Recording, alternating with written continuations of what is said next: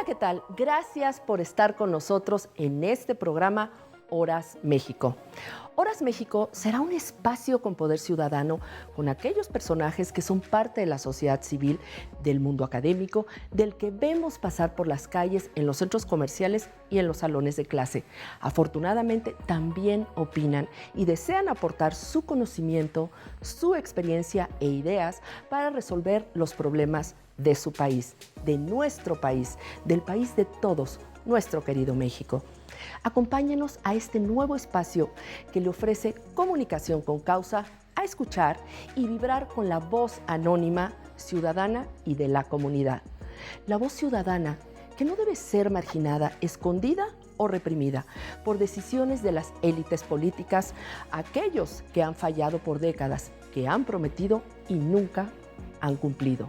Esa voz, la de los mexicanos que sienten en carne propia lo que es no ser escuchados, que no es reconocido, pero que tiene el conocimiento y la experiencia de saber qué es lo que le falta al grueso de los mexicanos que no están bajo el paraguas de una estructura gubernamental o política. Pensando en ellos, se creó este programa. Su espacio es la ciudadanización de un espacio audiovisual en las redes sociales. Y quien le dará la apertura a este espacio de la gente, de los ciudadanos, es el maestro Jorge Alberto Lara, académico de la Facultad de Derecho de la Universidad Nacional Autónoma de México.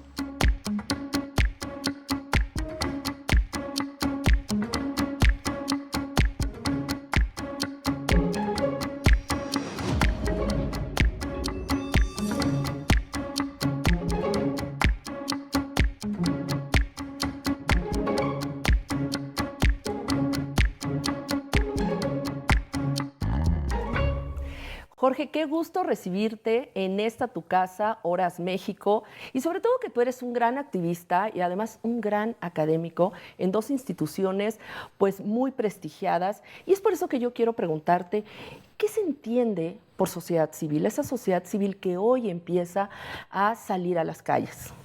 Bueno, la sociedad civil es las agrupaciones, es la gente que se organiza para realizar distintas actividades, distintos intereses, distintas formas que tiene la sociedad para espontáneamente realizar fines cometidos en la comunidad.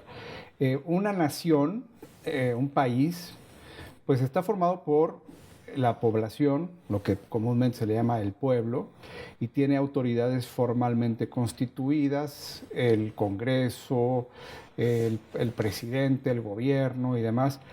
Y entonces en medio queda un espacio muy importante que tiene que ser llenado. Debo decirte, Denise, que en los países más desarrollados, una de sus características es precisamente que la población sale de sus casas, de sus actividades particulares, de sus responsabilidades familiares y privadas, para comprometerse en distintos temas que tienen que ver precisamente con la conformación de lo que se llama tejido social.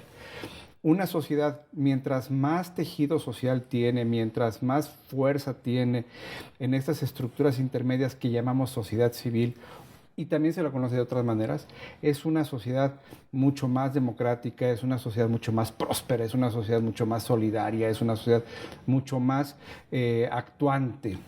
¿Cuáles son las causas de la sociedad civil?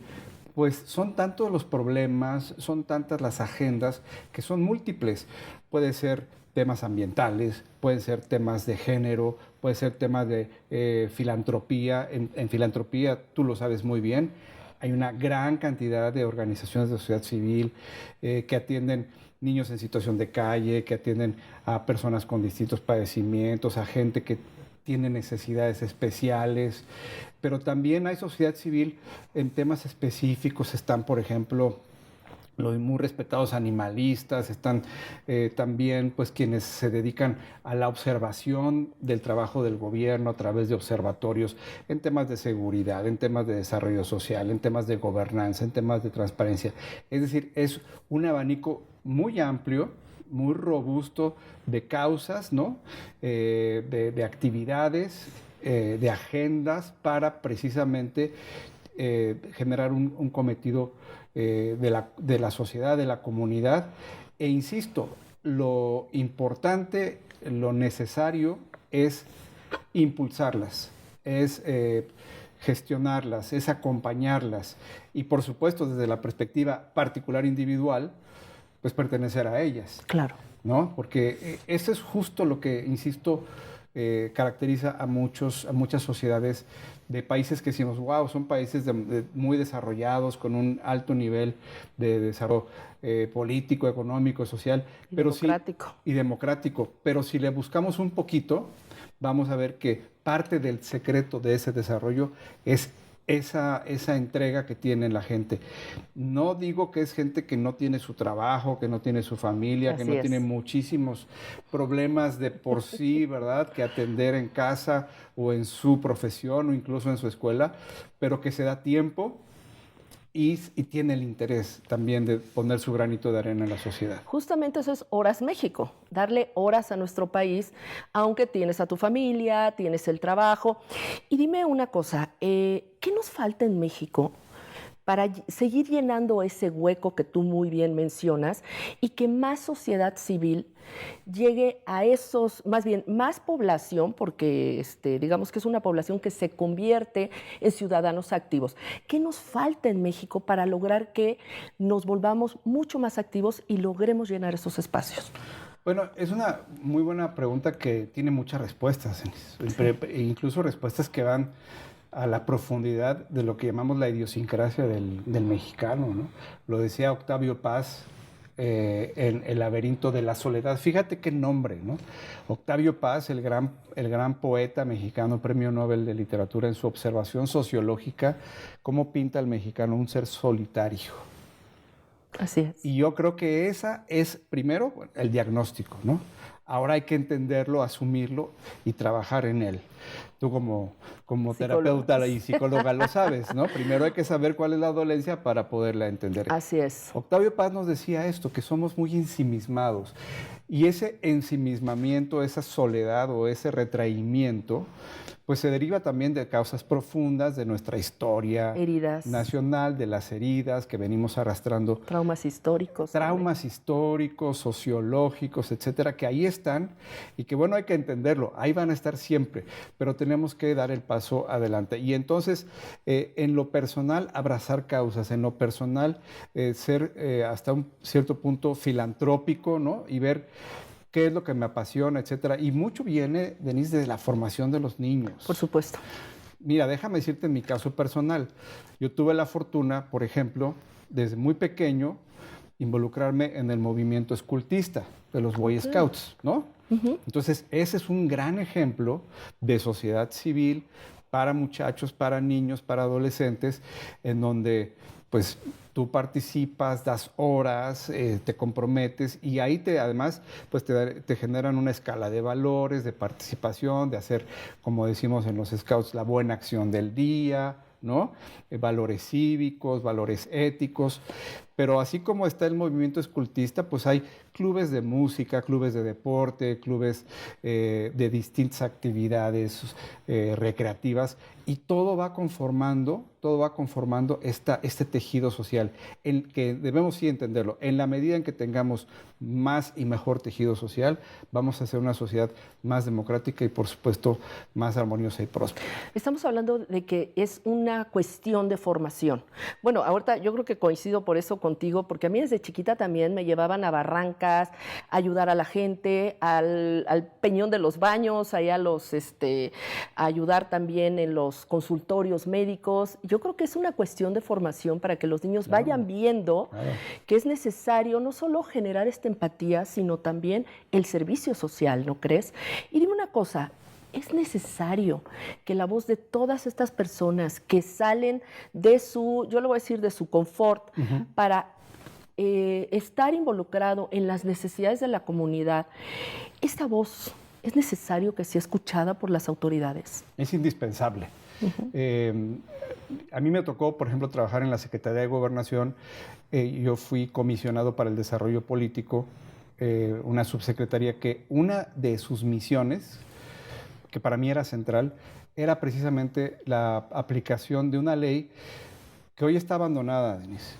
¿Sobre Se qué es llama la la ley? Ley de Fomento de las Actividades de las Organizaciones de la Sociedad Civil. Fíjate, hay una ley Obliga. que obliga al fomento de las actividades de las organizaciones de la sociedad civil. ¿Y por qué está abandonada? Pues porque al gobierno, gobierno, que hoy en día tenemos, desde luego que este modelo de sociedad, pues desde luego que no le representa ninguna ventaja y al contrario, lo repele, porque es un tipo de gobierno más vertical, ¿no? En donde está el escenario que te comenté al principio. Gobierno, pueblo, ¿no? Punto. Punto. Y se dan las órdenes y se acatan. Y yo digo, ¿qué necesitas? Y yo soy el que digo qué necesitas y además salgo para resolvértelo sin que tú tengas que, como sociedad, organizarte, articularte. Fíjate, esta ley, pues lo que hace es precisamente generar la necesidad de padrones, de atención, de ver qué necesitan, porque pues tiene que ver con las necesidades regionales, pero también el tema de la sociedad civil también tiene una vertiente y una connotación internacional. Por supuesto. Al final, las redes filantrópicas que existen a nivel mundial pues son muy, muy potentes y muy importantes. Pues está la Cruz Roja y UNICEF y muchas otras. Entonces es una cadena. Y desde luego que el gobierno tiene muchas obligaciones a propósito de ello.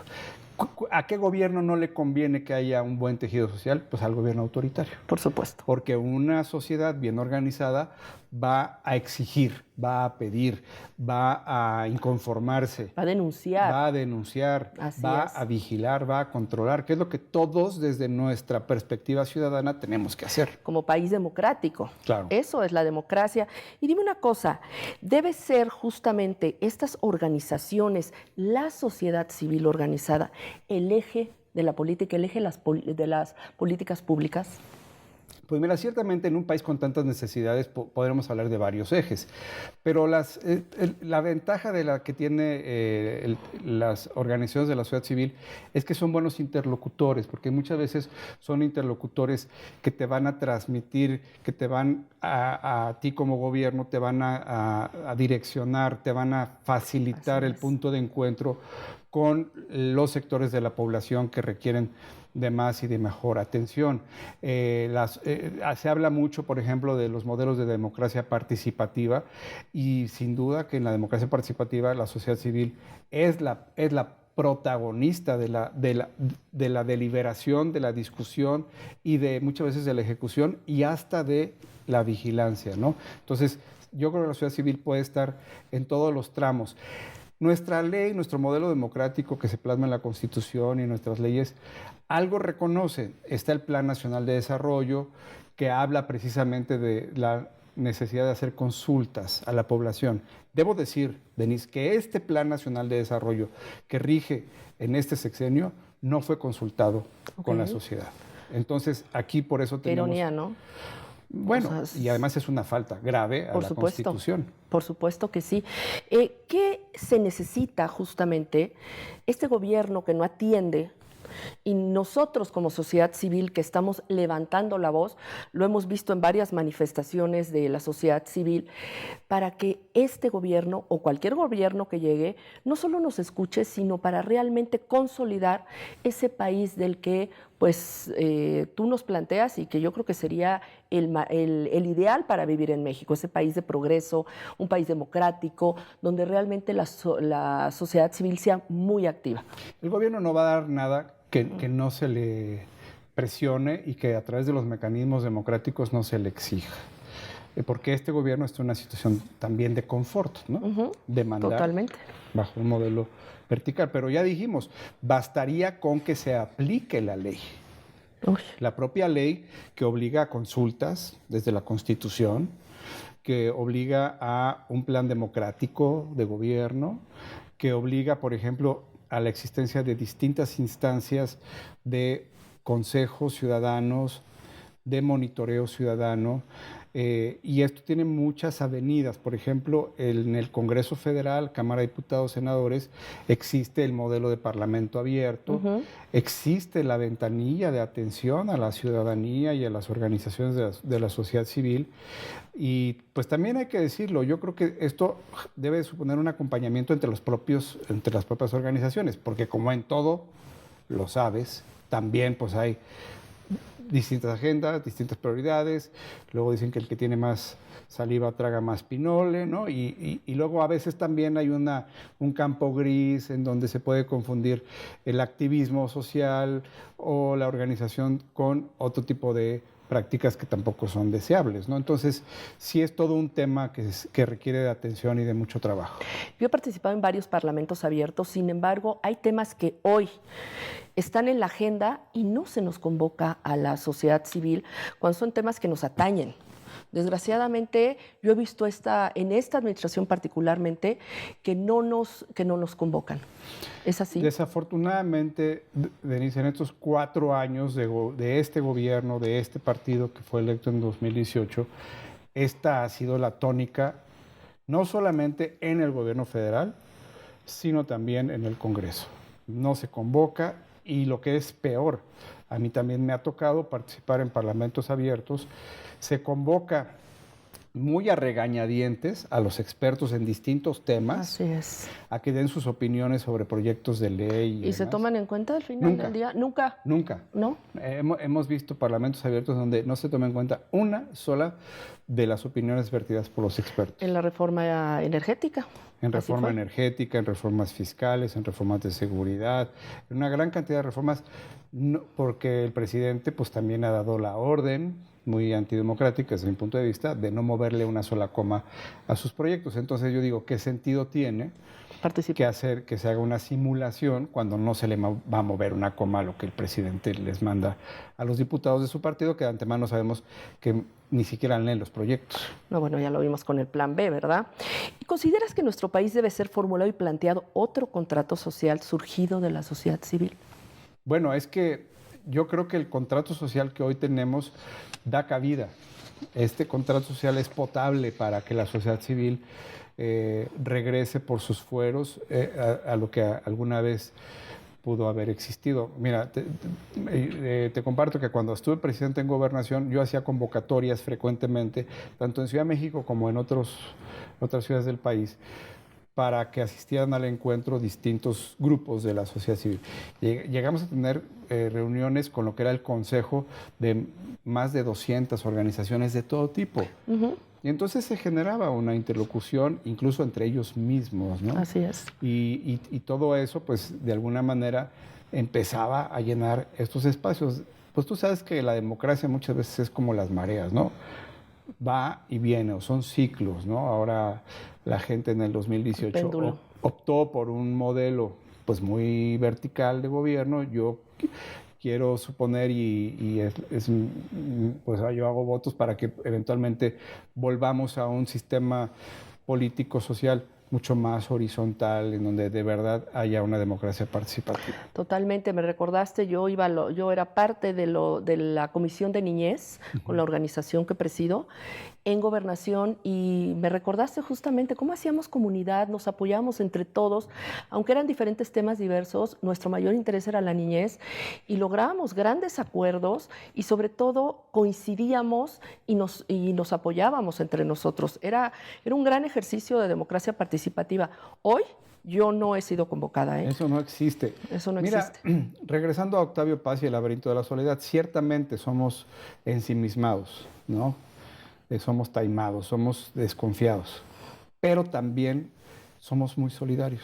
Y yo creo que ahí está parte de la clave. Y yo creo que ahí está. Y rápidamente, porque nos quedan unos minutitos, ¿qué opinas de esta relación, digamos, y sí voy a decir un poco reciente, de los partidos políticos con todas estas organizaciones de la sociedad civil que han surgido? Pues mira, los partidos políticos son o forman parte de este abanico. Así es. ¿No? Nada más que así como, por ejemplo, un club de fútbol tiene como objetivo formar muchachos, entrenarlos y que compitan y fomentar el deporte, pues un partido político tiene la misión constitucional de articular propuestas de gobierno para poderlas llevar a la práctica desde las elecciones, ¿no? Entonces, son parte del abanico. Lo importante es reconocer que cada quien tiene sus distintos objetivos, ¿verdad? Y en esa virtud, por supuesto que los partidos políticos deben y están obligados a esta interlocución, porque ¿de dónde salen las agendas de los partidos políticos? Pues salen de la sociedad civil. Ya lo dijimos, temas ambientales, temas de democracia, temas de eficiencia presupuestal, temas anticorrupción, que hoy es tan importante, de seguridad. Pues los partidos, en la medida en que se puedan acercar y abrirse a esas causas y a esos liderazgos, pues van a ser todavía mucho más exitosos en su propio cometido. Pues ojalá que así sea, querido Jorge. Pues yo te quiero agradecer. ¿Quisieras hacer algún comentario final, alguna reflexión final antes de terminar? Bueno, pues es que yo creo que este tema que tú enarbolas precisamente es una de las obligaciones que todos debemos considerar. Desde luego todos tenemos agenda, trabajo, problemas, familia, pero si no nos hacemos cargo de lo que ocurre de la puerta de nuestra casa para afuera, pues vamos a ver que va a haber muchas amenazas y muchos riesgos a nuestra propia comunidad. Va a pasar de la puerta para adentro. Va a pasar de la puerta para adentro. Los problemas de afuera se te van a meter adentro de tu casa.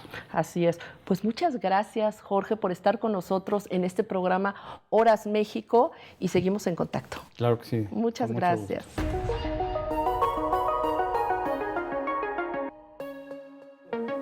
El mensaje ciudadano a una comunicación con causa debe permear a todas y a todos los que integran esta gran comunidad que es México, con igualdad, equidad y oportunidades para todos. México Unido se une a Comunicación con Causa, así como lo han hecho la Fundación Sebastián, la Fundación Centro de Cirugía Especial de México, IAP, y la Fundación Renacer, la cual me honro en presidir. Para todos existe un espacio. Nos vemos aquí en Horas México la próxima semana.